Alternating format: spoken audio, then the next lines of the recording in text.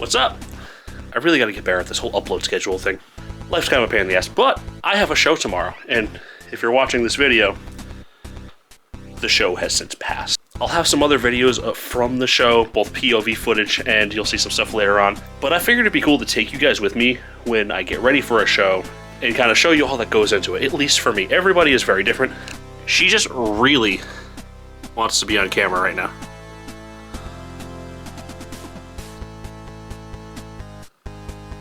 Anyway, it is the day before. Tomorrow night I am playing a show at the Strange Brew Pub in Norwich, Connecticut. And the Strange Brew is the venue that we had held the memorial for my friend Bill last year at.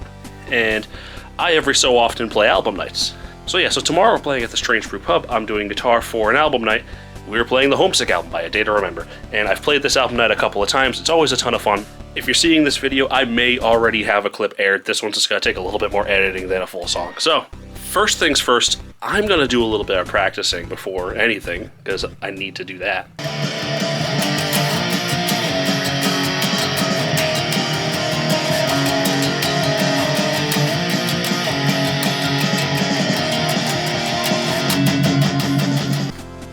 Also, you're definitely gonna get some information about this guitar too. This thing is a ripper. So this is my rig, kinda scattered underneath my desk with some masking tape notes on it because I'm an idiot and I need to remember a couple of things. So I have two sets of patches that I use. I use the Korg Pitch Black Custom Tuner. I like having an independent tuner from the Axe Effects itself because this functions as a mute switch for me and it's really, really handy when switching guitars and stuff like that. The Digitech Drop Tune, I find this pedal to be absolutely fantastic. You can go all the way up down to an octave. It's really cool. Line 6 G50 wireless. I find wireless systems to be even more useful on smaller stages, I feel like, because you spend so much time just tripping over things. Alright, I just got done playing all the songs. Now I gotta start getting myself, getting my things ready, because I have plenty of shit that I need to pack up. It's been about a year and a half since I've played a show. The last show I played was actually, we did Riot by Paramore, and I've had that video unlisted for quite some time because I'm really embarrassed about that video. I had drank way too much. I don't usually drink before playing shows. It's never really been my MO, but the day before was Bill's memorial at the Strange Brew, so I had just done 2 shows. I had 3 hours of sleep, was mourning one of my best friends, was nervous as hell for that Paramore set. Paramore is actually way harder than it seems like it would be. Especially if you're like a dumb, chunky, like return to monkey kind of guitar player like I am. So it's been a minute since I've played out, so I gotta find all my shit. Like I have my wireless, I have my in-ears, I gotta find all my transmitters, and I gotta put batteries in a million things. So let's start gathering my stuff. Okay, so my pedal board rig, right? The only change I really do to this when I'm getting ready to play out is I take this lead right here, this patch cable that's going from the output of my wireless receiver to the input of my tuner. So my signal will be going to the wireless, into the tuner, into the drop tune, into the FM3. So this is all set and ready to go. That goes in this pedal train box right here, absolutely covered in Bochy the Rock stickers, because that's who I am as a person. Then cables. I really don't need much for cables, so it's just the power supply for the FM3 and the power supply for my one spot that all my pedals are there connected to. And I like to bring a guitar cable with me, even though I have 2 wireless packs just in case. These are my wireless transmitters. They are both the Line 6. Focus! They are both the Line 6 TBP12. I like these because they are nice metal, they are sturdy. Really big fan of these guys. And then there's the wireless receiver for my in-ear monitors. I gotta get some batteries in those because it's been a hot minute. See if I can do this with one hand. How the fuck do you open this? There we go. Okay, so I got the batteries all changed to these guys. They are good to go. Now, the rest of my in-ear monitor system is the Galaxy audio unit. For the money, this guy is awesome. I love this thing. I made sure people know it was mine. And for the actual buds themselves, They are the KZ Audio buds. It is a tangled disaster. Yeah, so that's my inner setup. I obviously have a power cable for this I gotta bring too, but yeah, this is all I need right here aside from guitars. So I have this cab. I don't have to carry this cab around. It's really nice because this cab is heavy as shit, dude. Now let's pack this up and let's get onto guitars. Also, you go to Harbor Freight and get yourself this roll of wire management Velcro. It's only a few bucks. It's awesome. Because normally I just shove everything inside of this container, and I'm getting kind of tired of that. There's one little piece that this rig is missing, and that is a worn leather couch logo. It's going right here next to my homies in recreational dismemberment. Do you like worn leather couches? Do you like the look of a dead shrub? If you're going to be at Forgotten Angels in March, I'll have these stickers with me. Also, I have a shirt with that logo on it. Check my Linktree, dude. So, I am bringing these guitars with me. They are pink as shit, dude. So, A Day to Remember typically uses drop C tuning for the majority of their stuff.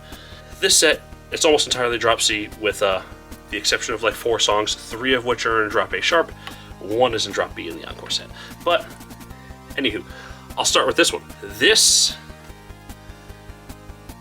is an abomination, is what it is. But this started life as a Squier Sonic HT Stratocaster, which is a $200 guitar that's got a single pickup, a white pickguard, hardtail top load style bridge, you know, basic maple neck, all that fun stuff. However, I bought this as a loose body.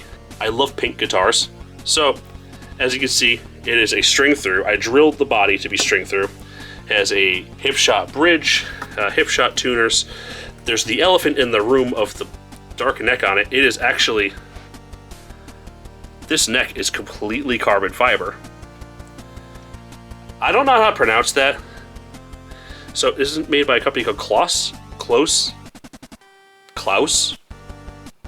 I don't know, but this neck is sick. So this one has a compound radius of, I want to say 10 to 14 inches. It is a stainless steel frets. It is so smooth. It is buttery smooth. Also, there is a carbon fiber tongue DeLong style pickguard from Nico Carbon Works. I will say, if you buy this pickguard and you put an active pickup in it, you're going to have to trim it and also be in a well-ventilated area. Wear a respirator of some sort. You do not want to breathe carbon fiber dust. That sucks. But it is the Seymour Duncan Alt Metal Blackout, which more or less is the Mick Thompson EMTY after he left for Fishman. But this guitar is cool as hell. It super smooth, super low action, fun to play. It riffs hard. And then the other one, also set up a drop C. This is not a Squier or a Fender product.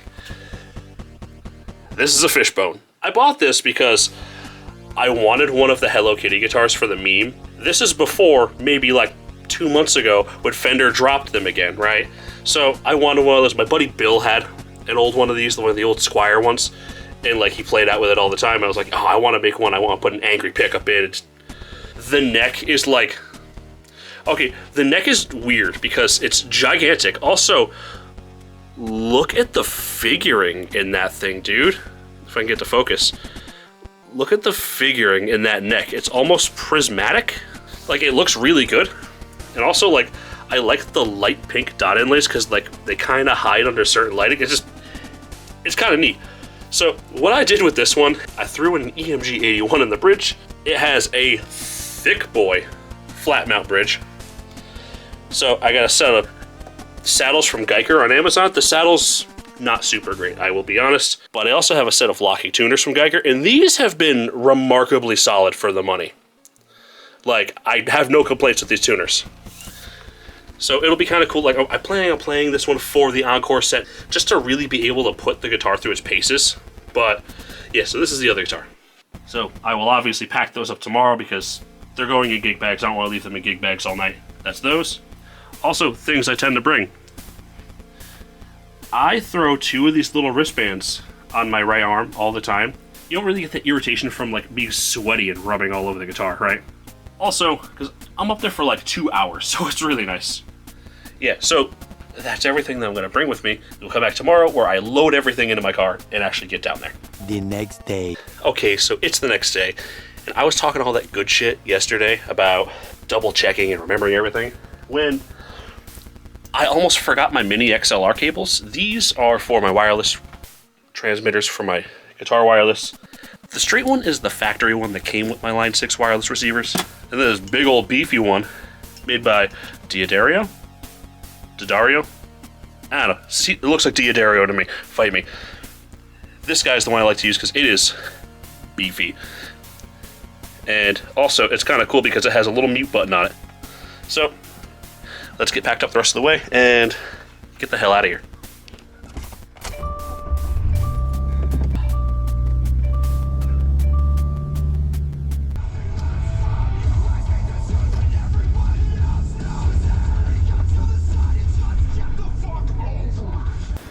Alright, we are at the Strange Brew now. We are getting stuff set up, and it is always hectic because musicians are like a bag of fucking cats.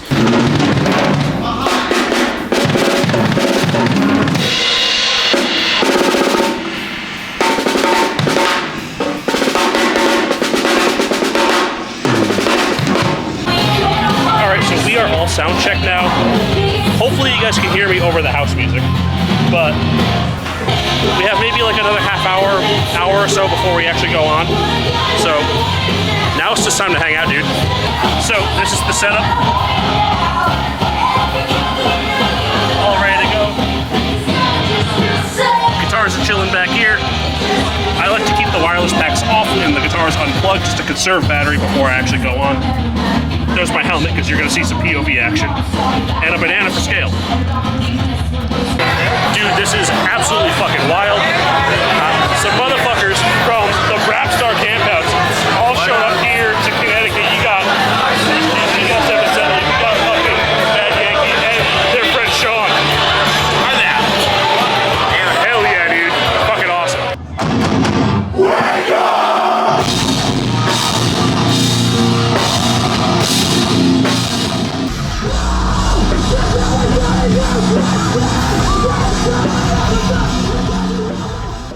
So much later that the old narrator got tired of waiting and they had to hire a new one. Hello. I am Dalton from the future. Quite a bit of time in the future, actually. I recorded the majority of that show on December 20th. It is currently February 19th, so 2 months ago I recorded that. And I'm getting around to editing it finally. It's going great until I got to my outro clip where, long story short, I have a Sony ZV-1F.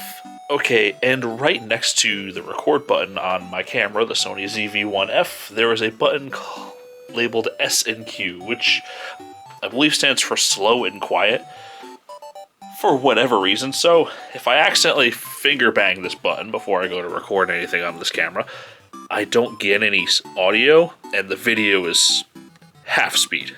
So, like, if I had at least audio, I could speed the video up and match it and get it about right, but whatever.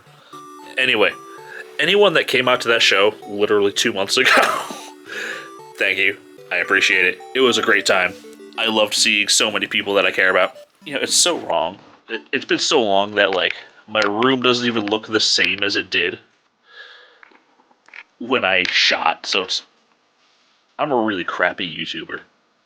I really would very much like to extend a huge thank you to Loose Juice, Seven Sentinel, Mad Yankee, and Yankee's friend Sean for coming all the way to Connecticut just to watch me play at a bar, dude. That's crazy to me. Shadetree Army, the people that I met on my first vacation when I turned 30, driving farther than I have ever driven in my entire life, all the way to Valrico, Florida, 1,290 miles from my house here in Griswold, Connecticut. It's crazy that people from Michigan, New Jersey, New Hampshire, all of these other states came out just to support me, dude. This community and these people have been some of the greatest people in my life. So, if you're watching this, it is late February, a couple of weeks before Forgotten Angels. I am currently working on clearing out my video backlog that I've sat on for a few months. I had other videos, but they're just kind of cobbled together. It didn't really make sense to just put out something just to put out something. I don't know. I have maybe 1 or 2 more videos to record before I leave in like 2 weeks. I've been focusing on gathering things to make my trip down to Florida a little bit less arduous for me. This is the 3-liter lockable gas can from TJ Brutal Customs. This mounts to my sissy bar, and that's gonna help me out dramatically because I'm poor planning. Anyway, I'm gonna finish editing this video like I set out to do a few hours ago.